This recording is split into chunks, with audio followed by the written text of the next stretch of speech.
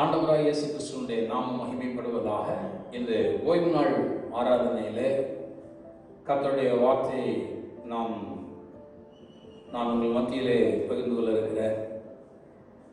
இந்த வார்த்தையை கேட்கும்படியாக ஆவலுடன் காத்திருக்கிற உங்கள் யாவரையும் தேவன் தாமே வசனத்தை அனுப்பி உங்களை ஆசீர்வதிப்பாராக.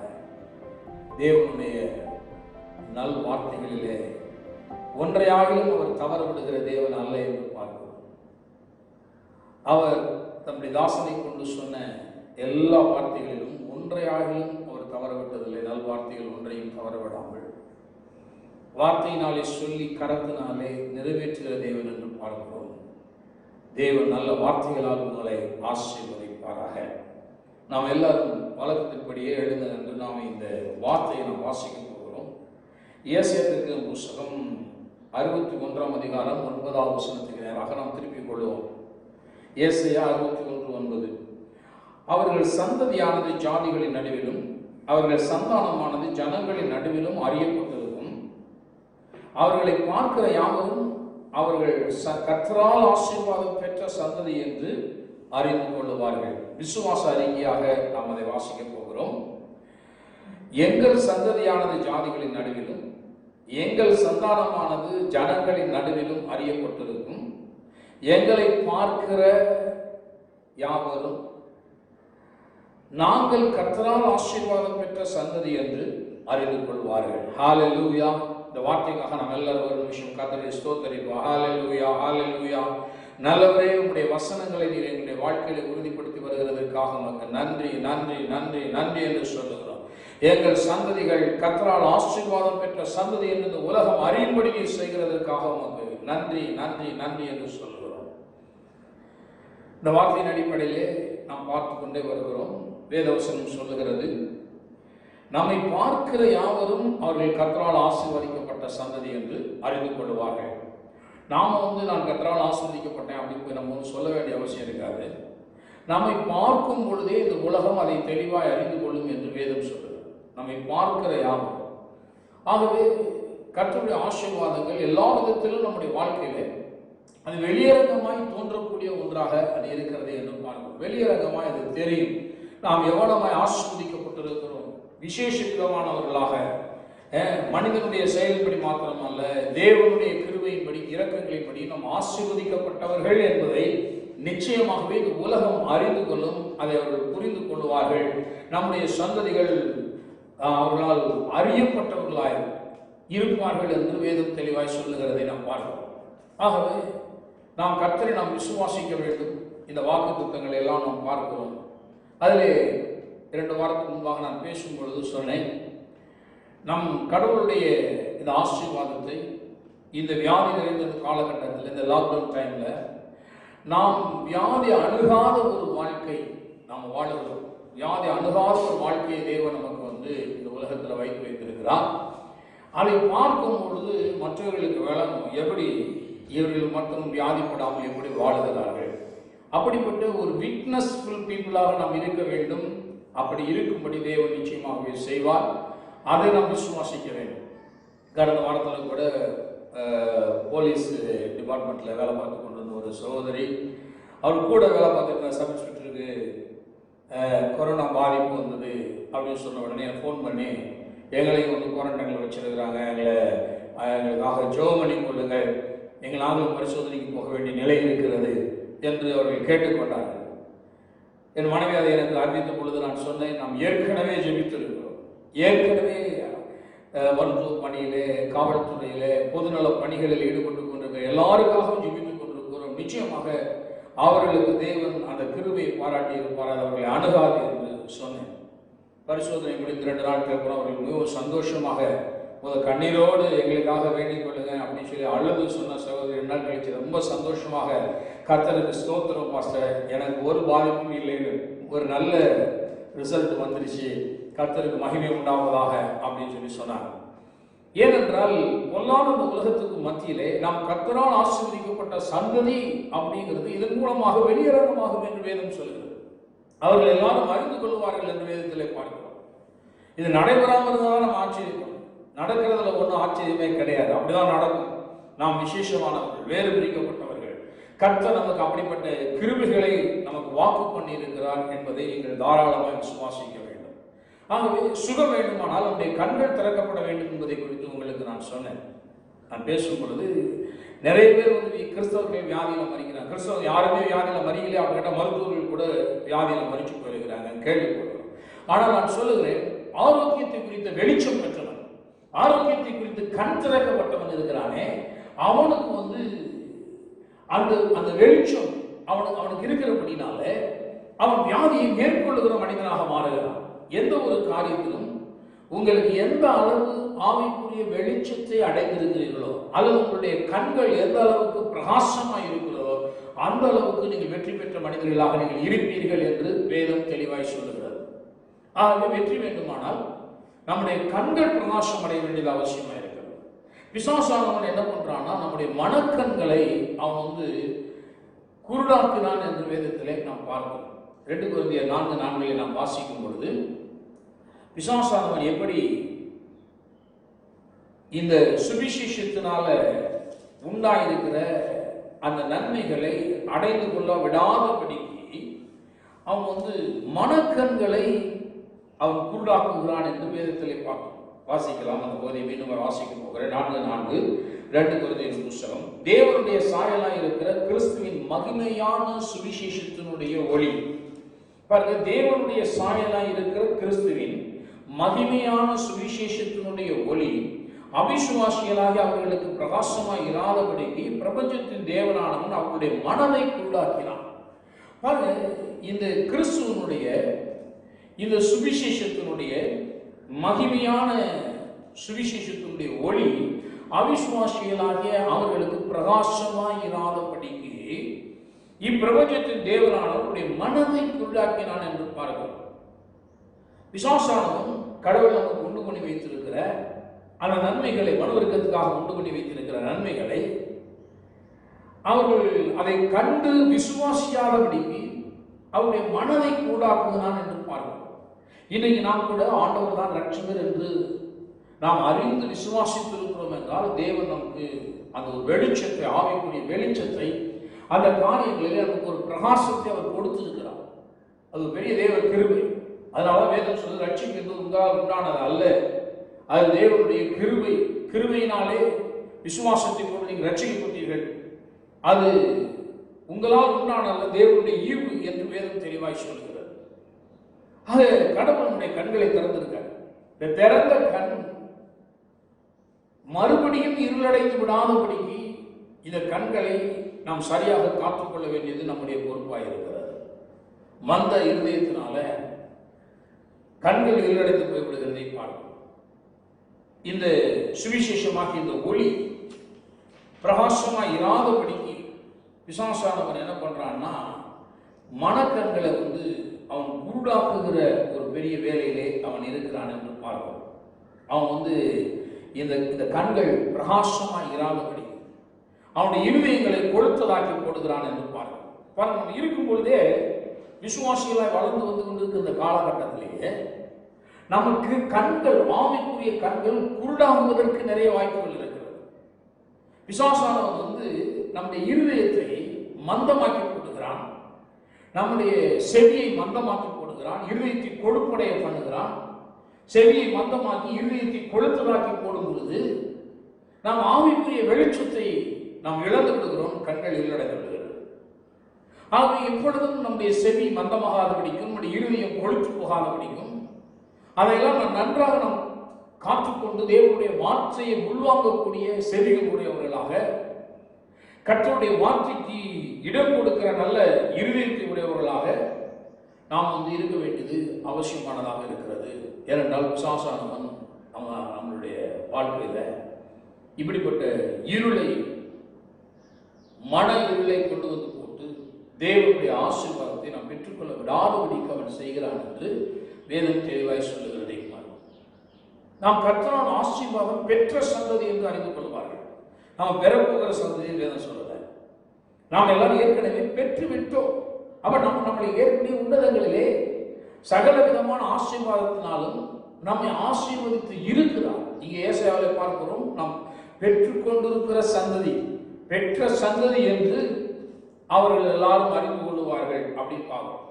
எபேசியர் 1 3 வசனத்தை சொல்லும் பொழுது, நம்முடைய கர்த்தராகிய இயேசு கிறிஸ்துவினுடைய பிதாவாகிய தேவனுக்கு ஸ்தோத்திரம், அவர் கிறிஸ்துவுக்குள் உன்னதங்களிலே ஆவிக்குரிய சகல ஆசீர்வாதத்தினாலும் நம்மை ஆசீர்வதித்து இருக்கிறார். ஏற்கனவே we are blessed. நாம் ஆசீர்வதிக்கப்பட்ட ஜனங்கள். எத்தனை பேர் நம்புறீங்க? ஹalleluya. எல்லாரும் சொல்லலாம், நான் கிறிஸ்துவுக்குள் ஆசீர்வதிக்கப்பட்டவனாக இருக்கிறேன். எனக்கு ஆசீர்வாதங்களை தேவன் ஏற்கனவே நியமித்து வைத்து விட்டார். என்னை உன்னதங்களிலே ஆசீர்வதித்து இருக்கிறார். ஹalleluya. விசுவாசிக்கிறவர்கள் நீங்கள் கர்த்தரை ஸ்தோத்திரிங்கள். ஹalleluya, ஹalleluya, ஹalleluya. நான் ஆசீர்வதிக்கப்பட்டவன், கிறிஸ்துவுக்குள் ஆசீர்வதிக்கப்பட்டிருக்கிறேன். ஆமென். வேதம் ரொம்ப தெளிவாய் சொல்லுகிறது. நாம் இதை நன்கு புரிந்து கொள்ள வேண்டும். யாக்கோபிலே வேதத்தில் நாம் வாசிக்கிறோம். அங்கே 2ஆம் அதிகாரத்தில் 5ஆம் வசனத்திலே யாக்கோபு 2:5, என் பிரியமான சகோதரரை கேளுங்கள், தேவன் உலகத்திலே தரித்திரரை விசுவாசத்தினாலே ஐஸ்வர்யவான்களாகவும் தம்மிடத்திலே அன்பு கூறுகிறவர்களுக்கு தாம் வாக்குத்தத்தம் பண்ணிய ராஜ்யத்தை சுதந்திரித்துக் கொள்கிறவர்களாகவும் தெரிந்து கொள்ளவில்லையா? பாருங்க, தேவன் நம்மளை எப்படி தெரிந்து கொண்டுட்டார்னா, நாம் ஐஸ்வர்யவான்களாக விசுவாசத்தினாலே ஐஸ்வர்யவான்களாகவும் வாக்குத்தத்தம் பண்ணின ராஜ்யத்தை சுதந்திரித்துக் கொள்ளுகிறவர்களாகவும் தேவன் தெரிந்து கொண்டார். தெரிந்து கொள்ள போறான்னு கூட நாம் எல்லாரும் ஏற்கனவே தேவனாலே தெரிந்து கொள்ளப்பட்டவர்கள். we are chosen people. நாம் தேவனால் தெரிந்து கொள்ளப்பட்டவர்கள் என்று பார்க்கிறோம். தேவன் நம்மை தெரிந்தெடுத்து விட்டார். கல்வாரி சிலுவைக்குள்ளே நீங்கள் நினைவுகூரப்பட்டிருக்கிறீர்கள். அவர் தம்முடைய ஆசீர்வாதத்தினாலே உங்களை ஆசீர்வதிக்கும்படி தேவன் ஏற்கனவே உங்களை தெரிந்தெடுத்திருக்கிறார். அவருடைய தெரிந்து கொள்ளுதல் உங்களுடைய வாழ்க்கையிலே இருக்கிறது. தேவனால் நீங்கள் தெரிந்து கொள்ளப்பட்டவர்கள். என்ன தெரிந்து கொள்ளப்பட்டதுன்னா, ஐஸ்வர்யவான்களாக அல்லது ஐஸ்வர்யத்தை சுதந்திரித்துக் கொள்ளுகிறவனாக நான் தெரிந்தெடுக்கப்பட்டிருக்கிறேன். ராஜ்யத்தை சுதந்திரிக்கிறவனாக, வாக்குத்தத்தம் பண்ணப்பட்ட ராஜ்யத்தை சுதந்திரிக்கிறவனாக தெரிந்தெடுக்கப்பட்டிருக்கிறேன். ஆகவே இதெல்லாம் நாம் பார்க்கணும். இதை குறித்த வெளிச்சம் நமக்கு இருக்க வேண்டும். நிறைய நேரங்கள் பாருங்க, இந்த மனது இந்த சத்தியங்களுக்குள்ள வரமாட்டேங்குது. நிறைய பேர் உலக பிரகாரமாக சிந்திக்கிறாங்க. இப்படி நடக்குமா, அப்படி நடக்குமா?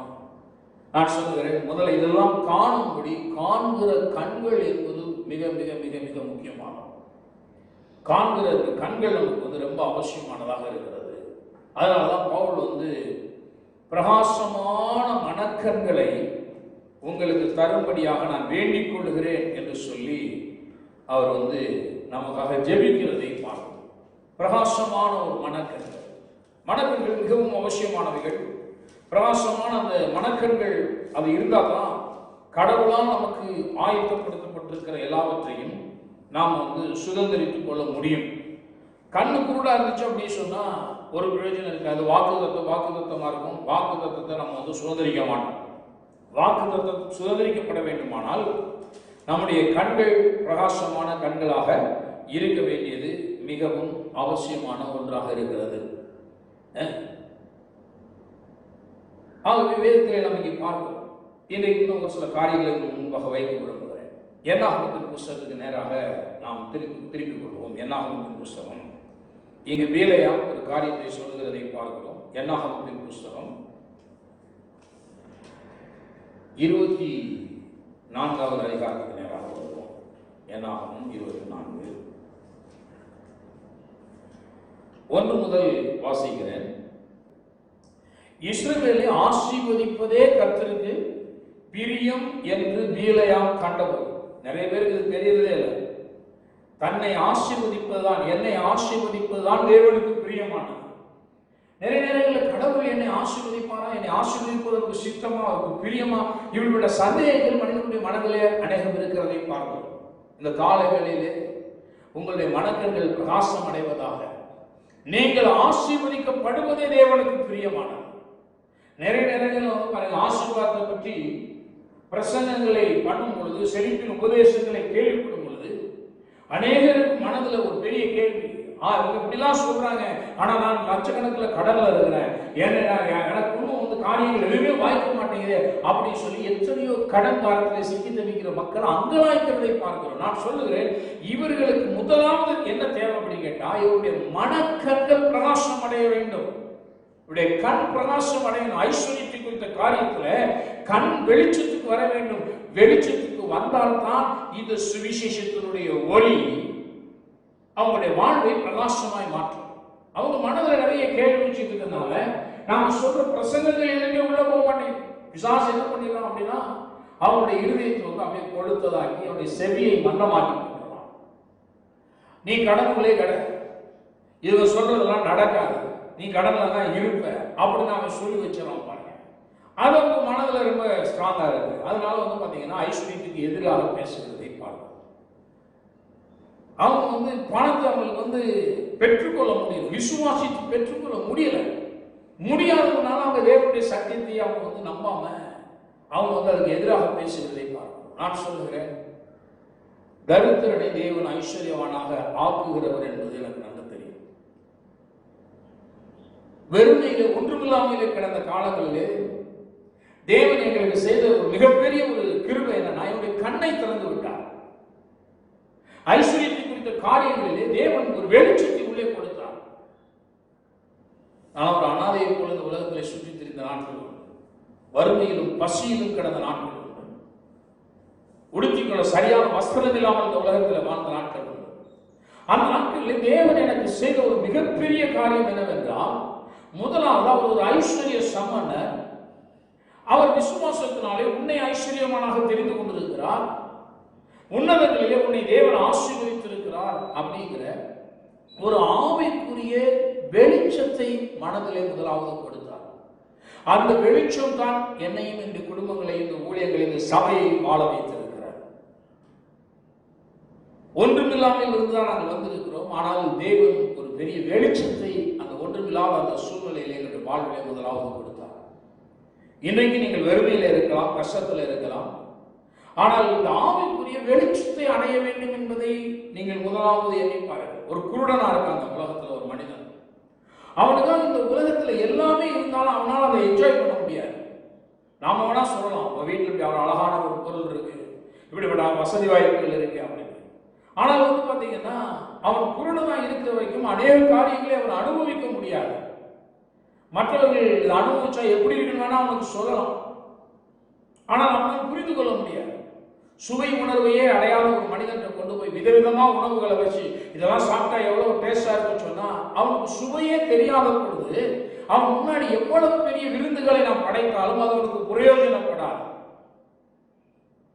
ஒரு ஸ்மெல்லிங், ஒரு சுவாசத்துல நறுமணத்தை உணரக்கூடிய ஆற்றல் இல்லாத ஒரு மனிதனா இருக்கிறவன்ட்ட எவ்வளவு காஸ்ட்லி பெர்ஃபியூம்ஸ் கொண்டு போய் அழிச்சாலும் அது அவனுக்கு பிரயோஜனப்படாது. ஆகவே ஆவிக்குரிய வாழ்க்கையில் நீங்கள் செழிக்க வேண்டுமானால் உங்களுக்கு தேவை முதலாவது உங்களுடைய மனக்கண் பிரகாசம் அடைய வேண்டும். கண் திறக்கப்பட்டால் நீங்கள் வாழ்ந்திருப்பீர்கள்.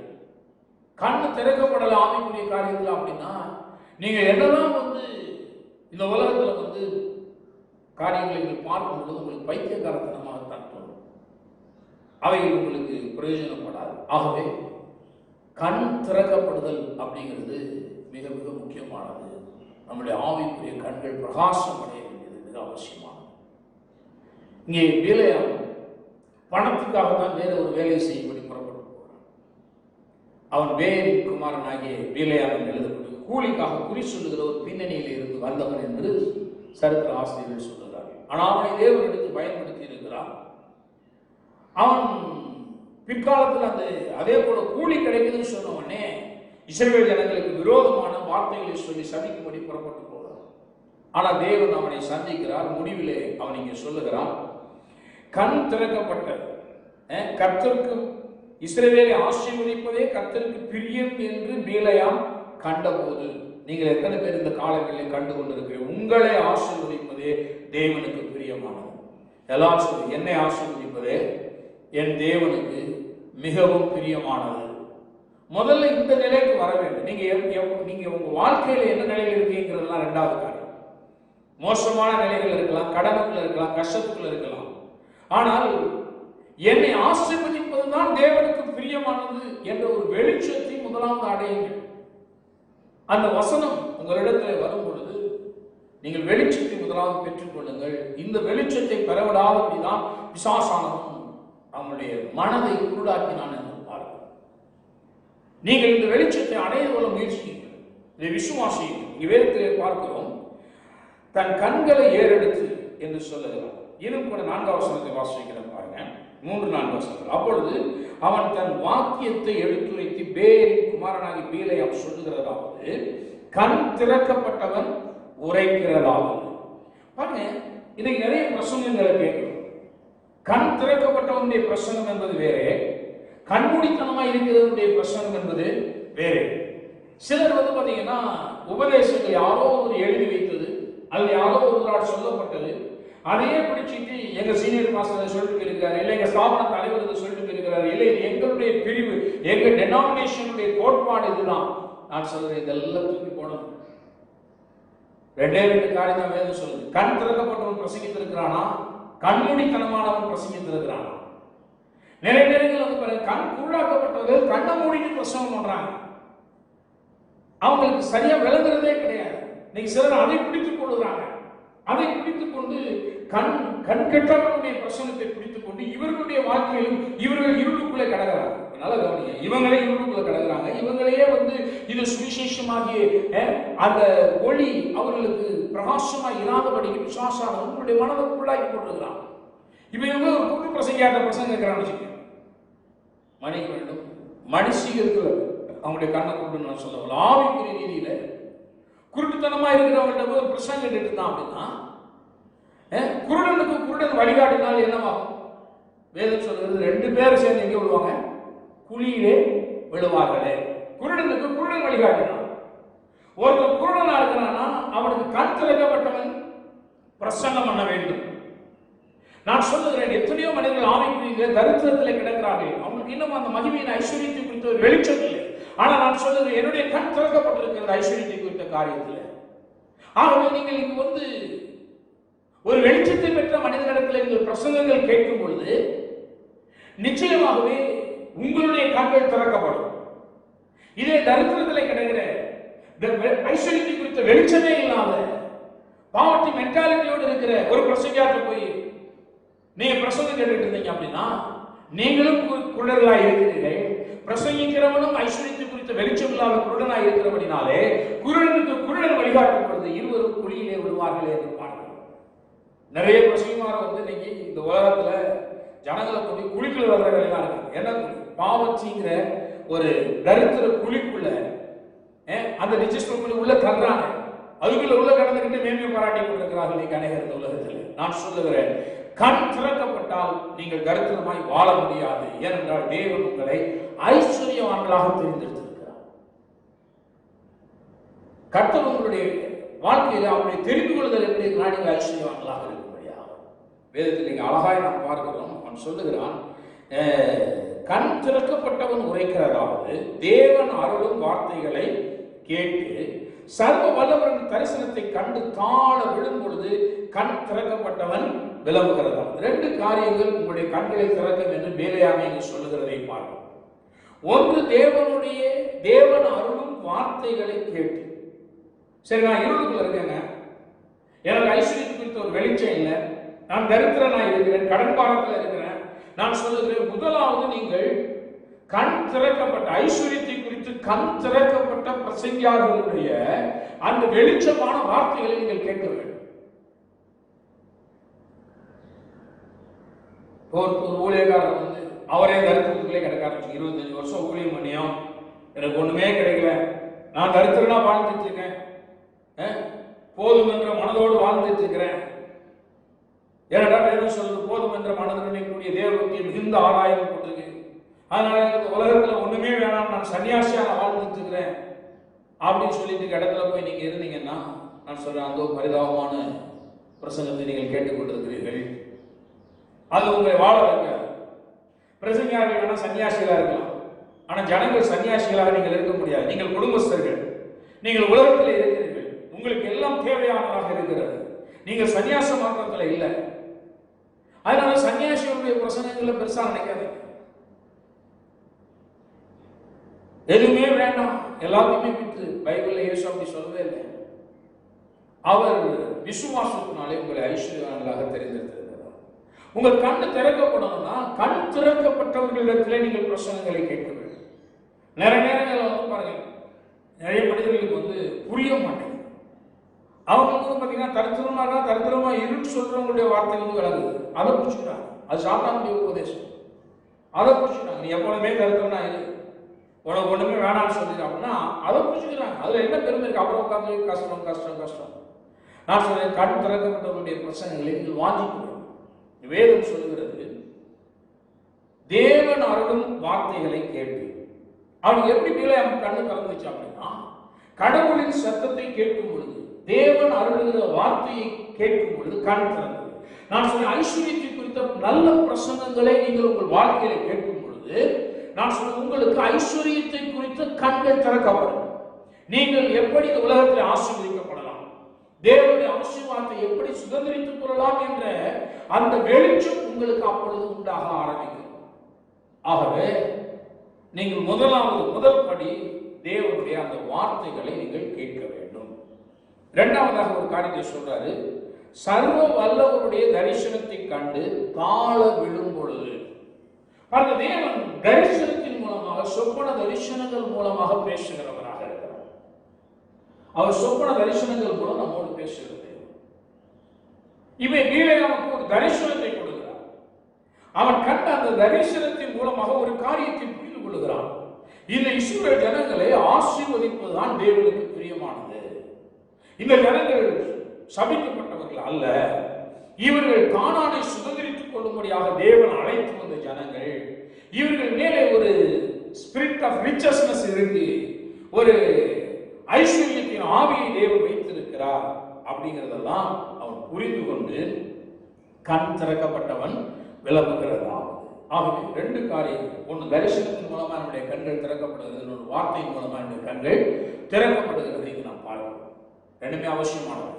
சில நேரங்களில் எங்களுடைய பிரசங்கங்கள் அனைவருக்கு மறைப்பொருளாக இருக்கிறதை பார்க்கிறோம். அவங்களுக்கு விளங்க மாட்டேங்குது. உடனே அவங்க என்ன நினைக்கிறாங்கன்னா, பாஸ்டர் பிரசங்கம் பண்றதுலாம் சரியில்லை. நான் சொல்றேன், உனக்கு கண்ணு சரியில்லை, ஆவிக்குரிய கண்ணு சரியில்லை, ஆவிக்குரிய காது சரியில்லை, உடைய இருதயம் கொழுத்துதாகி மந்த இருதயமா இருக்கிறது. அதான் காரணம். குருடன்ட போய் கேட்டா அவன் உலகமே இருட்டுமா, அவன் இருட்டு சொல்றதுனால உலகமே இருக்கா அப்படிங்கிறா? கிடையாது. உலகம் வெளிச்சமா இருக்கு, அவனுக்கு கண்ணு தெரியல, அதான் பிரச்சனை. நீங்க நிறைய நேரங்களில் ஆவிக்குரிய வெளிச்சத்தை அடையாத விசுவாசிகள் ஆவிக்குரிய வெளிச்சத்தை அடைந்திருக்கிற ஊழியர்களை குறை சொல்லுகிறதை பார்க்கிறோம். அவனுக்கு கிடைச்ச கொஞ்சம் காரியங்களை மனதில் எடுத்துக்கொண்டு மிகுந்த ஆவிக்குரிய வெளிப்பாட்டில் பேசுகிற மனிதர்களை குற்றவாளிகள் என்று தீர்க்கிறதை இந்த உலகத்திலே பார்க்கிறோம். அவன் இருதயம் மந்தமாகிக்கிட்டே போகுது, அவனுடைய இருதயம் கொழுத்து கொண்டே போகிறது. கொழுப்படைந்த மந்தமான அந்த நிலையில இருக்கிற அவர்கள், மந்தமான நிலையில இருக்கிறாங்க. ஆனால் மற்றவர்களை குறை சொல்லுகிறார்கள். மற்றவர்களை குறை சொல்லிக் கொண்டு உலகத்திலே சுற்றித் திரிகிறதை நாம் பார்க்கிறோம். நாம் நன்றாக ஒரு காரியத்தை புரிந்து கொள்ள வேண்டும். பவுல் சொல்றாரு, எங்கள் சுவிசேஷம் மறைபொருளாய் இருந்தால் விலங்கலைன்னா யாருக்கு விளங்காது அப்படின்னு சொல்றாருன்னா, கெட்டு போகிறவர்களுக்கே அது மறைபொருளாய் இருக்கும். கெட்டு போகிறவர்களுக்கு நிறைய நேரங்கள் பாருங்க, அவங்க கண்ணு ஷட் டவுன் ஆயிடுச்சுன்னா அதுக்கப்புறம் கெட்டு போக போறான். அவனுக்கு பிரசங்கம் விளங்காது. அவனுக்கு பிரசங்கம் பூராமே பாத்தீங்கன்னா குறை சொல்றது மாதிரி தெரியும். பிரசங்கம் பூராமே பாத்தீங்கன்னா கடிந்து கொள்றது மாதிரியே தெரியும். பிரசங்கம் பூராமே தவறான கண்ணோட்டத்தில் பண்றது மாதிரி தெரியும். ஏனென்றால் அவன் கெட்டு போகிறவன். ஆகவே அவனுக்கு வார்த்தைகள் எல்லாம் மறைக்கப்படுகிறது, மறைபொருளாகி விடுகிறது என்று பார்க்கிறோம். ஆனால் ரட்சிக்கப்படுகிற நமக்கு அது பாத்தீங்கன்னா மிகுந்த ஒரு ஆசீர்வாதமாக அது இருக்கும் என்று பார்க்கிறோம். ஆகவே நாம் எப்பொழுதுமே மனதில் நாம் நன்கு பதித்துக் கொள்ள வேண்டும். கெட்டு போகிறவர்களுக்கு தான் சுவிசேஷம் மறைபொருளாக இருக்கிறது என்று பார்க்கிறோம். நமக்கு அதை வெளிப்படுத்துகிறார் என்றால் நாம் ஆசீர்வதிக்கப்பட்டவர். இந்த நாங்கள் பிரசங்கிக்கிற இந்த நற்செய்தி, இந்த சுவிசேஷத்தை, இந்த ஆசீர்வாதத்தை ஒருவன் புரிந்து கொள்ளாமல் அதற்கு எதிர்த்து பேசுகிறவனாக இருந்தால் அவன் கெட்டு போகிறவன் அவனுக்கு அது மறைபொருளாக இருக்கிறது என்று பவுல் சொல்லுகிறான். ரோமர் 11ஆம் அதிகாரத்துக்கு நாம் திருப்பிக் கொள்வோம் பாருங்க. இங்கே ரோமர்ல பேசும்போது இன்னும் இந்த கண்ணை பற்றி நிறைய பேசிட்டே போறார். வாசிக்கலாம். ரோமர் 11ஆம் அதிகாரம்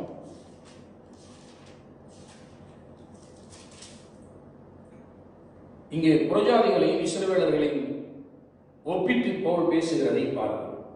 7வது வசனம். அப்படியானால் என்ன? இஸ்ரவேலர் தேடுகிறதை அடையாமல் இருக்கிறார்கள், தெரிந்து கொள்ளப்பட்டவர்களோ அதை அடைந்திருக்கிறார்கள். மற்றவர்கள் இன்றைய தினம் வரைக்கும் கடினப்பட்டு இருக்கிறார்கள். பாருங்க, ரெண்டு பேரையும் கம்பேர் பண்றார்.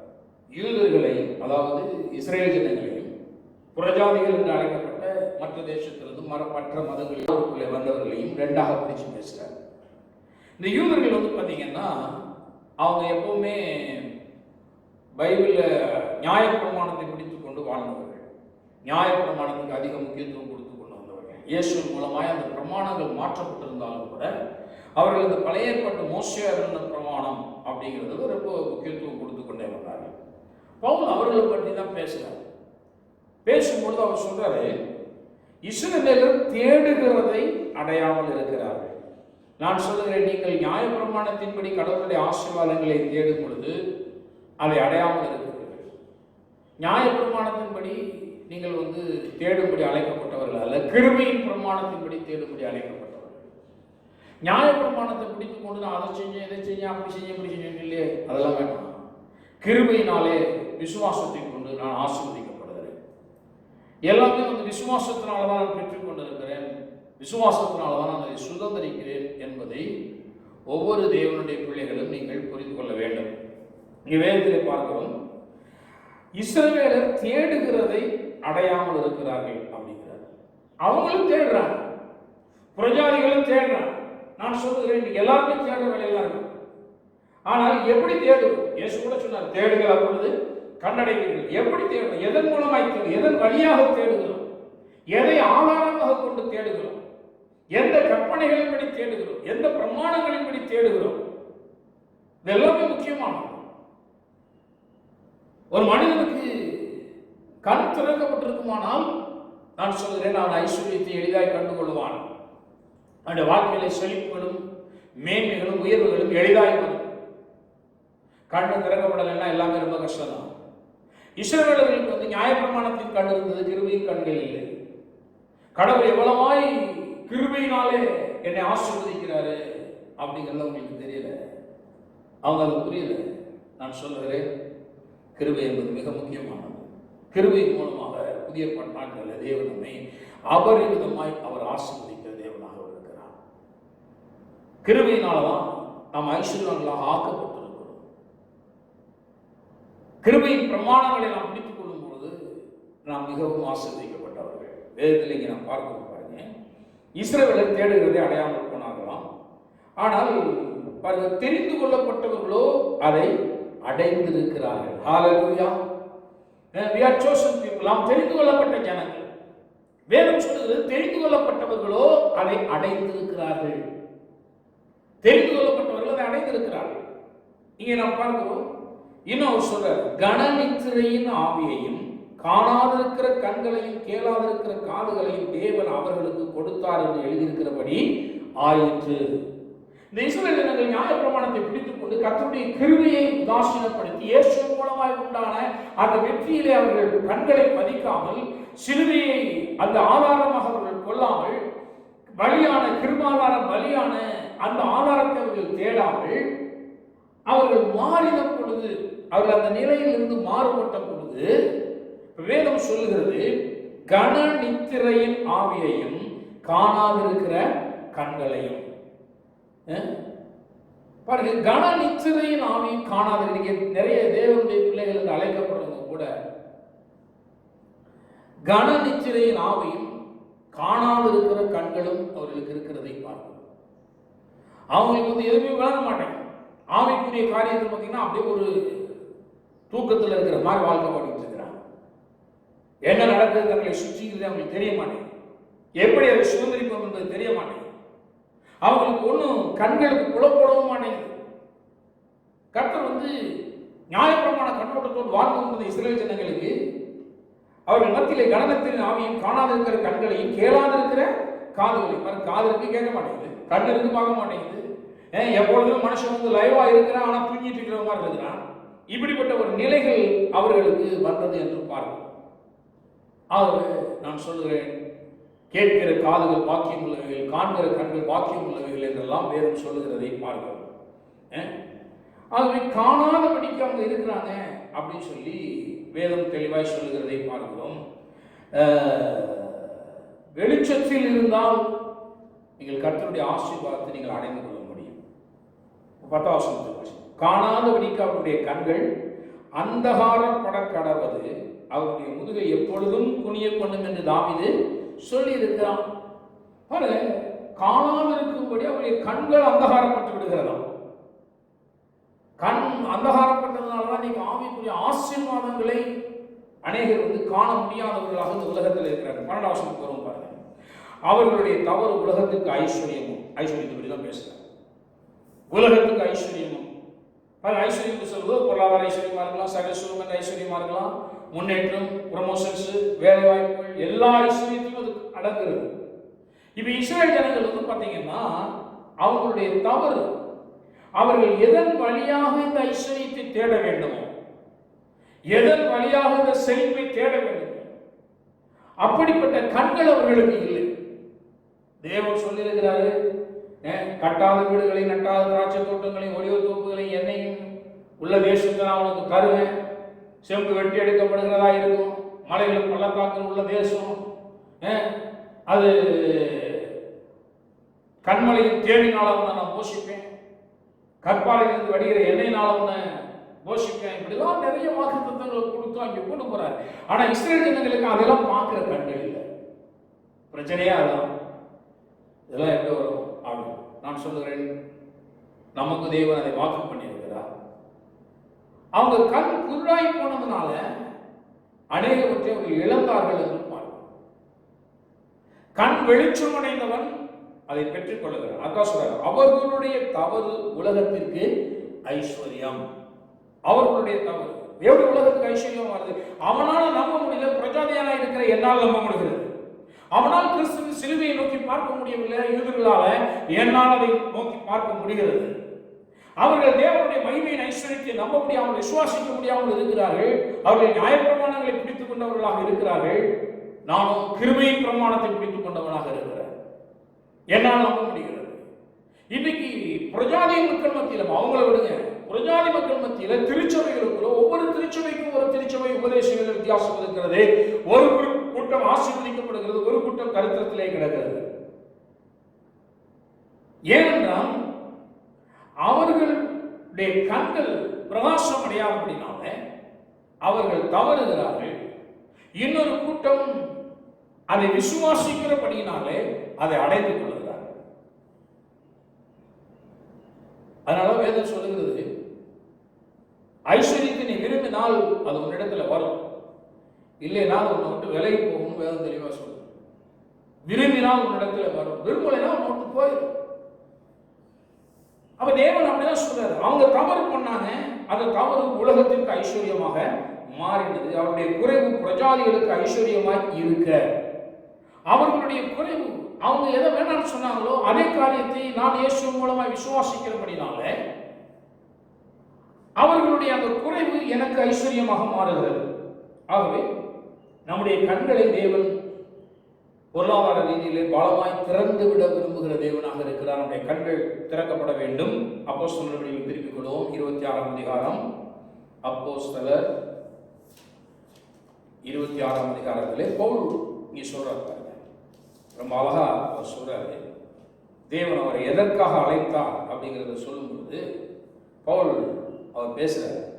18ஆம் வசனம் 26ஆம் அதிகாரத்தில், அவர்கள் என்னை பற்றும் விசுவாசத்தினாலே பாவ மன்னிப்பையும் பரிசுத்தமாக்கப்பட்டவர்களுக்கு உரிய சுதந்திரத்தையும் பெற்றுக் கொள்ளும்படியாக. பாருங்க, நீங்க நிறைய உங்க முதல் படியோடு நின்றுறாங்க. என்ன அப்படின்னு கேட்டா தேவனை விசுவாசிக்கிறோம், பாவ மன்னிப்பு உண்டுங்க, பரலோகம் போகலாம். நான் சொல்றேன், தேவனை விசுவாசிக்க எல்லாருமே நாங்கள் விசுவாசிக்கிறோம், உங்களை போலவே நாங்கள் விசுவாசிக்கிறோம், தேவனை விசுவாசிக்கிறோம். அவரை தேடும் பொழுது பாவ மன்னிப்பு உண்டு. பாவங்களை மன்னிக்கிறவர் அவர். அவர் எப்பேற்பட்ட பாவங்களை மன்னித்து குறைவுகளை நிறைவாக்குகிறது. அது ரொம்ப நல்ல காரியம். முதல் படி என்னை பற்றி விசுவாசத்தினாலே பாவம் மன்னிப்பு. சிலர் அந்த பாவம் மன்னிப்பு கிடைச்சி அதோட பிசாசு கண்ணக்குள்ளாக்கி வச்சிடலாம். அதுக்கு மேல ஆவிக்குரிய காரியங்கள் எதுவுமே தெரியறதில்லை. செத்தா பரலோகம் போலாம் சொல்லிட்டு பரலோகமே என் சொந்தமே என்று காண்பேனும் அப்படின்னு பாட்டு பாடிட்டே தெரியும் அப்படின்னு விட்டுருவான். நான் சொல்லுகிறேன், பரலோகமும் சொந்தம், பூலோகமும் சொந்தம். இது தேவனுடைய மண், தேவன் நமக்கு கொடுத்த ஆசீர்வாதமான பூமி. இதுல இயேசுவினுடைய கல்வாரி ரத்தம் சிந்தப்பட்ட பொழுது சபிக்கப்பட்ட இந்த பூமி ஆசீர்வாத பூமியாய் மாறிவிட்டது. ஆகவே இந்த பூமியிலே எனக்கு ஆசீர்வாதங்கள் உண்டு. பரலோகத்தில் மட்டுமல்ல, இந்த பூலோகத்திலே எனக்கு ஆசீர்வாதங்கள் உண்டு. அதனால தேவன் சொல்றார், நான் உனக்கு கொடுக்கும் தேசத்திலே நான் உன்னை ஆசீர்வதிப்பேன். நீ இந்த தேசத்திலே இரு. நான் சொல்றேன், நீங்கள் வாழுகிற கிராமங்களில், நீங்கள் வாழ்ந்திருக்கிற பட்டணங்களில், நீங்கள் வாசமாய் இருக்கிற அந்த இடத்திலே தேவன் உங்களை ஆசீர்வதிப்பார்.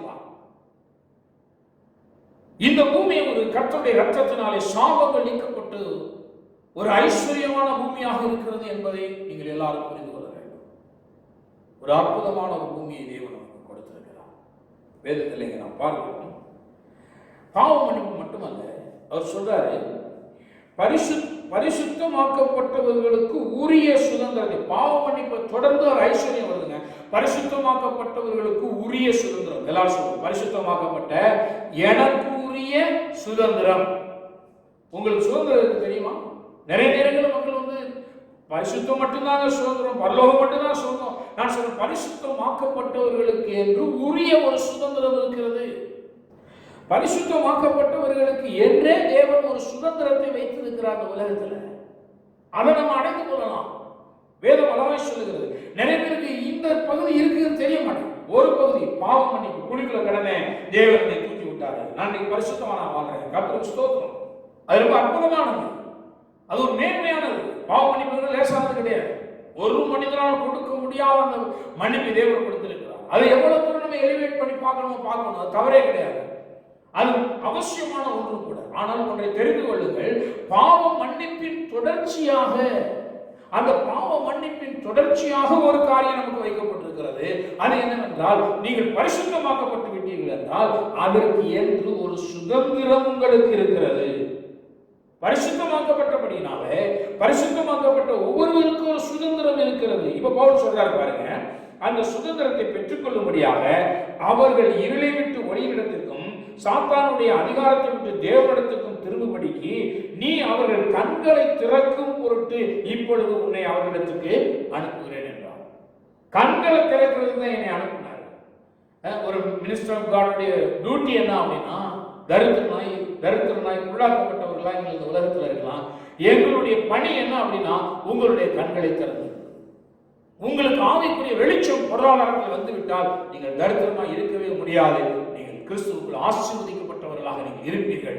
உங்களுடைய வாழ்க்கையில அந்த மிகப்பெரிய ஒரு ஐஸ்வர்யத்தை தேவன் எப்படி உங்களுக்குள்ளே கொண்டு வருகிறார் என்றால், எங்களை போன்ற கண் திறக்கப்பட்டவர்களுடைய வார்த்தையை உங்களுக்கு கொடுத்து உங்களுடைய கண்களை பிரகாசமாக்கி அந்த ஐஸ்வர்யத்தை உங்களுடைய வாழ்வுக்குள்ளே அவர் கொண்டு வருகிறவராக இருக்கிறார்.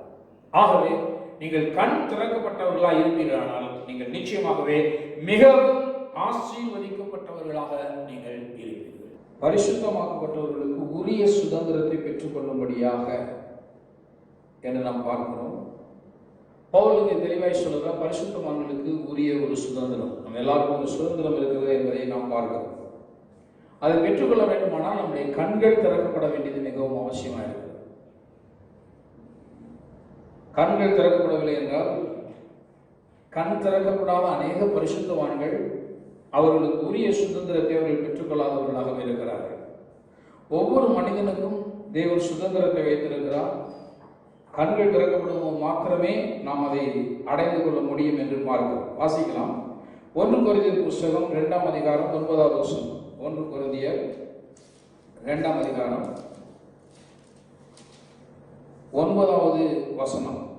எழுதி இருக்கிறபடி தேவன் தம்மில் அன்பு கூறுகிறவர்களுக்கு ஆயத்தம் பண்ணினவைகளை கண் காணவும் இல்லை, காது கேட்கவும் இல்லை, அவைகள் மனுஷருடைய இருதயத்தில் தோன்றவும் இல்லை.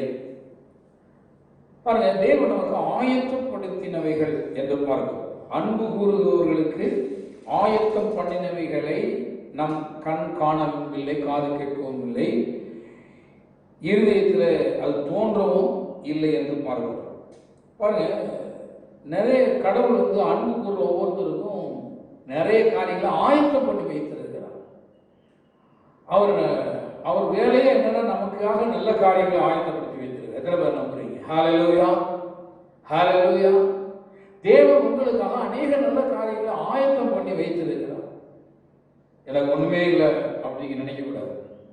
அநேக குட் திங்ஸ் உங்களுக்காக காத்து கொண்டிருக்கிறது. அநேக நல்ல காரியங்களை தேவன் உங்களுக்கு ஆயத்தம் பண்ணி வைத்திருக்கிறார். வேதத்திலே நாம் இங்கே பார்க்கிறோம், எழுதி இருக்கிறபடி. நான் அந்த பதத்தை உங்கள் மத்தியிலே அழுத்தி சொல்ல நான் விரும்புகிறேன். பிலாத்துவினிடத்திலே இயேசுவை சிலுவையில் அறையும்படி கேட்டுக்கொண்டார்கள். சிலுவையிலே இயேசுவை அறைந்த பிறகு அதன் மேலே ஒரு வார்த்தையை, வசனத்தை எழுதி வைக்கிறார். அதை அந்த பகுதியில் நகருக்கு மிகவும் அருகில் இருந்தபடினாலே எல்லாரும் அதை வாசித்தார்கள். அந்த பகுதியை வேணாலும் சுருக்கமான வாசிக்கும். யோவான் 19:21. அப்பொழுது யூதருடைய பிரதான ஆசாரியர் பிலாத்துவை நோக்கி, யூதருடைய ராஜா என்று நீர் எழுதாமல் தான் யூதருடைய ராஜா என்று அவன் சொன்னதாக எழுதும் என்றார்கள். பாருங்க, எல்லாம் சொல்றாங்க, நீர் யூதருடைய ராஜா வாங்கி இயேசுன்னு எழுதி வச்சிருக்கிறியா? அப்படி எழுதக்கூடாது. யூதருக்கு தான் ராஜா என்று அவன் சொன்னதாக நீங்கள் எழுதுங்கள் அப்படின்னு சொன்னாங்க. அது பிலாத்து என்ன பதில் சொல்றாரு பாருங்க. பிலாத்து பிரதித்திரமாக, நான் எழுதினதே என்றார். What I have written I have written அப்படின்னு. நான் எழுதுனதுதான், அதை யாரும் மாற்ற முடியாது, நானும் மாற்ற மாட்டேன். நான் சொல்ற சாதாரண ஒரு ராஜா, ஒரு மனிதன், அவன் சொல்லுகிறான் நான் எழுதினதே. இப்ப இங்க வரும் பாருங்க, 1 கொரிந்தியர் புத்தகத்துல 2ஆம் அதிகாரம் 3 வசனத்துல பவுல் சொல்றாரு, எழுதி இருக்கிறபடி. ஹல்லேலூயா. தேவன் நமக்கு வாக்கு பண்ணி எழுதி கொடுத்திருக்கிறாரு. இந்த எழுதி இருக்கிற எந்த காரியத்திலும் தேவன் மாறப்போகிறவரே அல்ல. அவர் ஐஸ்வர்யத்தை குறித்து, ஆசீர்வாதங்களை குறித்து, சுதந்திரங்களை குறித்து, ராஜ்யங்களை குறித்து நமக்கு பண்ணி இருக்கிற வாக்கு தத்தங்களிலே அவர் எந்த இடத்திலும் மாறப்போகிற தேவன் அல்ல, எழுதி இருக்கிறபடி. அதனாலதான் பவுல் இந்த எழுதப்பட்ட காரியங்களை குறித்து அவர் நியாயப்பிரமாணங்களை எல்லாம் நன்கு அறிந்து கற்று தேர்ந்தவர். அதனாலதான் அவர் இங்க சொல்றாரு, தேவன் நல்ல காரியங்கள் நிறைய எழுதி வச்சிருக்கிறார். வாக்கு தத்துவமான ஆசீர்வாதங்கள் எழுதி வச்சிருக்கிறாரு. நிறைய காரியங்கள் எழுதப்பட்டிருக்கிறது. ஆகவே அவர் சொல்றது, நிறைய காரியங்கள் எழுதப்பட்டிருக்கிறது. உங்களுக்காக நல்ல காரியங்களை தேவன் எழுதி வைத்திருக்கிறார். ஆகவே எழுதி இருக்கிறபடியே தேவன் தம்மில் அன்பு கூறுகிறவர்களுக்கு ஆயத்தம் பண்ணினவைகளை கண் காணவும் இல்லை, காது கேட்கவும் இல்லை, அவை மனுஷனுடைய இருதயத்தில் தோன்றவும் இல்லை. மறுபடியும் கண்ணமத்தம் பேசுறாரு. தேவன் ஆசீர்வாதங்களை எழுதி வச்சிருக்கிறாரு, ஆனா நிறைய பேருக்கு அது கண்ணுக்கு தெரியல. ஆசீர்வாதங்களை குறித்து எழுதி வச்சிருக்கிறாரு, நிறைய பேருக்கு காதுல அது கேட்கல. அவருடைய சத்தம், ஆசீர்வாதங்கள் சத்தம் காதுல கேட்கல. சில பேருக்கு அவர் ஆசீர்வாதத்தை குறித்து எழுதி வச்சிருக்கிறார், அதை குறித்த தரிசனங்கள் அவருடைய இருதயத்தில் தோன்றவில்லை. கண்ணு காணல, காது கேட்கல, இருதயத்தில் தோன்றவில்லை. நான் சொல்ல, முதலாவது நம்முடைய கண்கள் காண வேண்டும், காதுகள் கேட்க வேண்டும், இருதயத்தில் தோன்ற வேண்டும். காதுகள் கேட்டால், காதுகள் கேட்பதும் இருதயத்தில் தோன்றுவதும் நம்முடைய கண்ணை பிரகாசமாய் மாற்றுகிறது. ஆகவே இந்த மூன்றையும் இணைத்து போல் சொல்றாங்க. உன்னுடைய காதுகள் கேட்கிறதாக இருந்து இருதயங்கள் தரிசிக்கிறதாக இருந்தால் உன்னுடைய கண்கள் பிரகாசமாக மாறும். எழுதி இருக்கிறபடி. அப்ப நிறைய ஆசீர்வாதங்களை தேவன் நமக்காக எழுதி வைத்திருக்கிறார். அவர் எழுதி வைத்திருக்கிற அந்த ஆசீர்வாதங்கள் எல்லாமே நமக்காக காத்துக் கொண்டிருக்கிறது. ஆகவே ஒரு சாதாரண ராஜா அந்த உலகத்தில் இருந்தவன் எழுதுனதேன்னு சொல்றான். நான் சொல்றேன், கர்த்தர் எழுதுனதை என்னைக்கு மாற்ற மாட்டார். அவர் நம்ம குறித்து நல்ல காரியங்களை எழுதி வச்சிருக்கிறார். உங்களை ஐஸ்வர்யவான் என்று எழுதி வைத்திருக்கிறார். நீங்கள் ஆசீர்வாதத்தை சுதந்திரிக்கிறவர்கள் என்று எழுதி வைத்திருக்கிறார். எத்தனை பேருக்கு இந்த தலையெழுத்து பிடிக்குது? சொல்லுவாங்க, என் தலையெழுத்து ஆகுமா? நான் சொல்றேன், உங்களை குறித்து தேவன் அருமையான காரியங்களை எழுதி வைத்திருக்கிறார். என்னை குறித்து அருமையான காரியங்களை, மேன்மையான காரியங்களை எழுதி வைத்திருக்கிறார். நன்மையான காரியங்கள் நமக்காக காத்துக் கொண்டிருக்கிறது. ஆனால் விசுவாசத்தோடு நீங்கள் எல்லாவற்றையும் நாம் சுதந்திரித்துக் கொள்ள முடியும் என்பதை நீங்கள் விசுவாசிக்கிறீர்கள். நீங்கள் விசுவாசிப்பீர்களானால் தேவனுடைய மகிமையை காண்பீர்கள். ஆக அவங்களுடைய கண்கள் திறக்கப்பட வேண்டியிருக்கிறது. எழுதியிருக்கிறபடி பாருங்க, கண்கள் திறக்கப்பட்டுச்சுன்னா எழுதியிருக்கிற எல்லா ஆசீர்வாதங்களும் நமக்கு சொந்தமாய் மாறும். பைபிளில் நிறைய எழுதப்பட்டிருக்கிறது. அற்புதமான காரியங்கள் எல்லாமே நமக்கு சொந்தமாக மாறும். கண்கள் திறக்கப்பட வேண்டியது மிக அவசியமாக இருக்குது. உதாரணமாக நான் ஏற்கனவே சொன்ன மாதிரி ஒவ்வொரு ஐஸ்வர்யத்தை குறித்த காரியம் ஒவ்வொரு பரிசுத்தவான்களுக்கும் ஒவ்வொரு மனிதனுக்கும் வித்தியாசங்கள் இருக்கிற அவங்களுடைய கண் பார்வையில் 5 மீனை இயேசு கிறிஸ்துவ கொண்டு வராங்க. எல்லாரையும் சீக்கிரம் வீட்டுக்கு அனுப்பி சொல்லும்போது இயேசு உங்களிடத்தில் என்ன இருக்கிறது போய் பாருங்கள். அவங்க வேகமாக போய் பார்த்துட்டு 5 அப்பமும் 2 மீன் இருக்கு அப்படின்னு சொல்லி கொண்டு வந்து கொடுக்குறாங்க. அது இயேசு கொண்டு வாங்குறாரு, கொண்டு வந்து கொடுக்குறாங்க. இப்போ எல்லாரும் பார்த்தாங்க. அவங்க சொல்லுங்க 5 அப்பமும் 2 மீனும் இது இவ்வளவு ஜனங்களுக்கும் ஏமாத்துறோம் அப்படின்னா, இவ்வளவு ஜனங்களுக்கும் ஏமாத்துறோம் அப்படின்னு சொல்லுவாங்க. வேற ஒண்ணுமே இல்லையே, இதெல்லாம் ஏமாத்துறோம். 5 அப்பம் 2 மீன் வச்சு என்ன பண்றோம்? இயேசு என்ன சொல்றாரு? அவைகளை என்னிடத்துல கொண்டு வாருங்கள். மத்தேயு சுவிசேஷம் 14ஆம் அதிகாரத்துல இயேசு பேசுறாரு. 18ஆம் வசனத்துல அவைகளை என்னிடத்துல கொண்டு வாருங்கள். 5 அப்பம் 2 மீனையும் பிலிப்புவும் அந்திரேயும் பார்த்த பார்வை வேற. இவங்களுடைய பார்வை எப்படி இருக்குன்னு கேட்டா, இந்த 5 அப்பம் 2 மீனும் ஒருத்தருக்கு கூட பத்தாதே, எல்லாம் பசியா இருக்காங்க, 3 நாளா இருந்து சாப்பிட ஒன்றும் இல்லாமல் இருக்கிறாங்க, வண்ணாந்தரமான இடத்துல வேற இருக்கிறோம் அப்படின்னு சொல்றாங்க. ஒரு மனிதனுக்கு கூட பத்தாது, ஒரு சிறு பையன்கிட்ட அது இருந்த உணவு அப்படின்னு பாருங்க. இவங்களுடைய பார்வை 5 அப்பத்து 2 மீன்ல வேற, இயேசுடைய பார்வை வேற. இயேசுடைய பார்வை ஒரு ஐஸ்வர்யத்தின் பார்வை. இயேசுடைய பார்வை கண் திறக்கப்பட்ட ஒரு பார்வை. அவர் என்ன சொல்றாரு? 5 அப்பம் 2 மீனையும் ஏற்ற கொண்டு வாங்க அப்படிங்கிறார். அவங்க எல்லாரையும் ஜனங்கள் எல்லாரும் புள்ளின் மேல் பந்திருக்கு கட்டளையிட்டு, இப்ப அந்த 5 அப்பத்தையும் அந்த 2 மீன்களையும் எடுத்து வானத்தை அண்ணாந்து பார்த்து, நல்லா இருக்கு.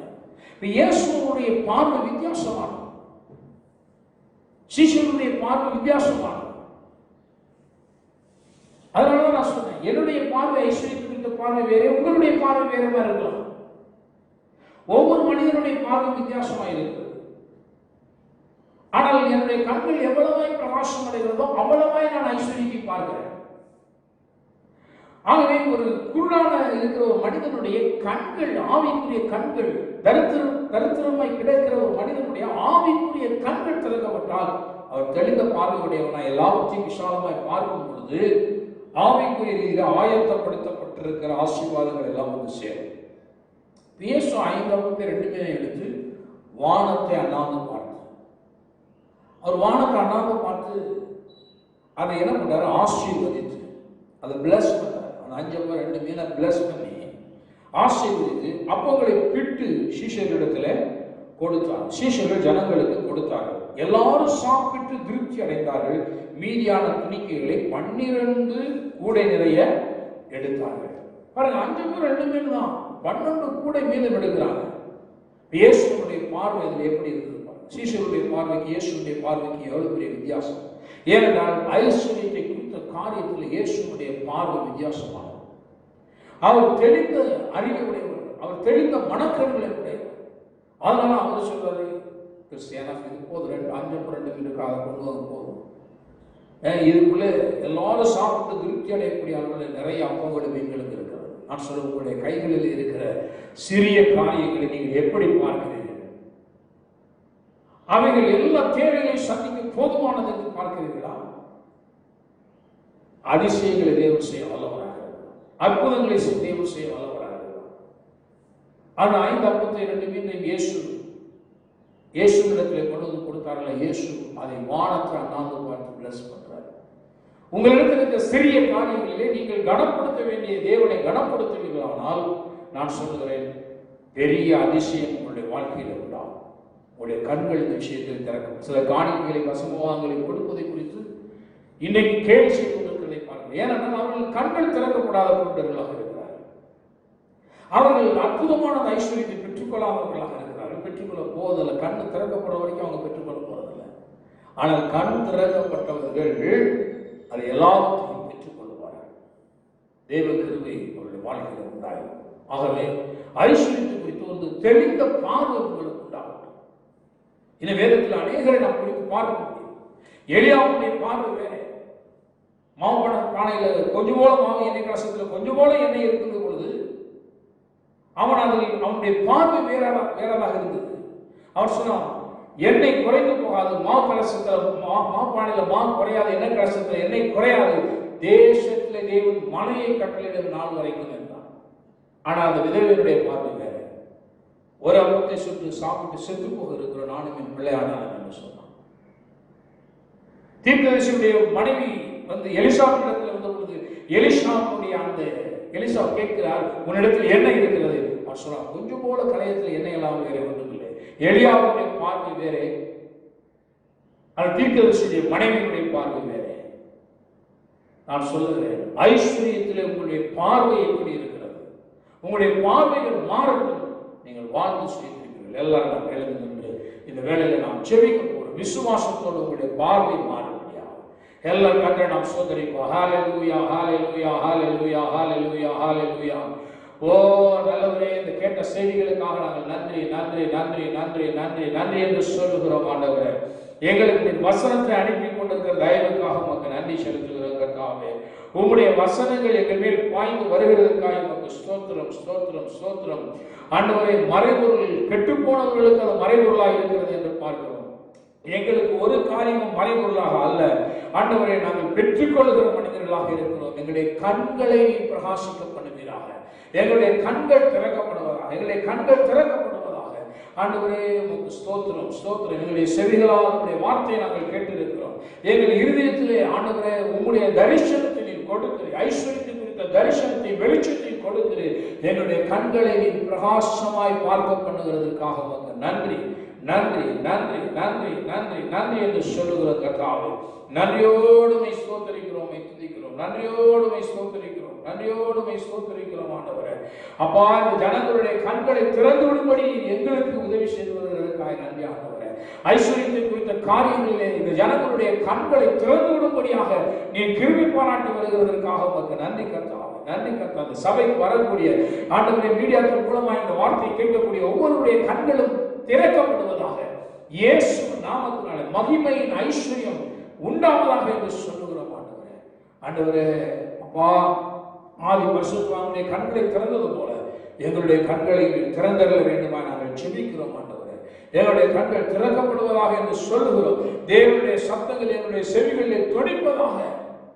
நல்லவரே, உம்முடைய மகிமையின் ஐஸ்வர்யத்தினால் ஜனங்களை ஆசீர்வதிக்கிறீர். உமக்கு நன்றி. இயேசு கிறிஸ்துவ நாமத்தில் ஜெபிக்கிறோம் ஜீவனுள்ள எங்கள் நல்ல பிதாவே. ஆமென் ஆமென்.